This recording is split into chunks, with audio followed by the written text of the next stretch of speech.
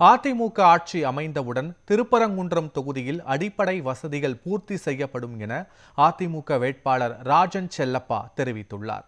திருப்பரங்குன்றம் அதிமுக வேட்பாளர் ராஜன் செல்லப்பா திருப்பரங்குன்றம் சட்டமன்ற தொகுதிக்குட்பட்ட அனுப்பானடி, சிந்தாமணி, ஐயனார்புரம் உள்ளிட்ட பகுதிகளில் தீவிர வாக்கு சேகரிப்பில் ஈடுபட்டார். அப்போது அதிமுக மற்றும் கூட்டணி கட்சியினர் ராஜன் செல்லப்பாவிற்கு மாலைகள் அணிவித்தும் பூக்கள் தூவியும் பட்டாசு வெடித்தும் உற்சாக வரவேற்பு அளித்தனர். பின்னர் செய்தியாளர்களை சந்தித்த ராஜன் செல்லப்பா அதிமுக ஆட்சி அமைந்தவுடன் திருப்பரங்குன்றம் தொகுதியில் அடிப்படை வசதிகள் முழுமையாக செய்யப்படும் என்று தெரிவித்தார். நகர்ப்புறத்தில் 14 வார்டுகள் நகர்ப்புறத்தில் இருக்கு. இதுக்கு பாதாள சாக்கடை திட்டம் அவசியம் வர வேண்டியிருக்கிறது.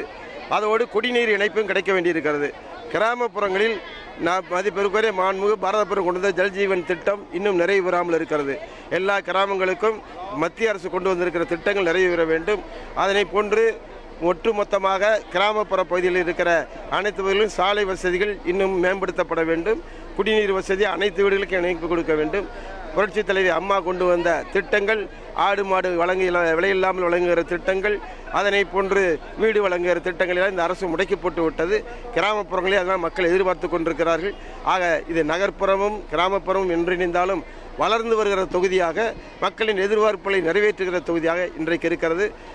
மாண்புமிகு அரவிந்த் எடப்பாடியார் முதலமைச்சராக வந்தவுடன் இந்த குறைகள் எல்லாம் நிவர்த்தி செய்யப்பட்டு புதிய வளர்ச்சி காணும்.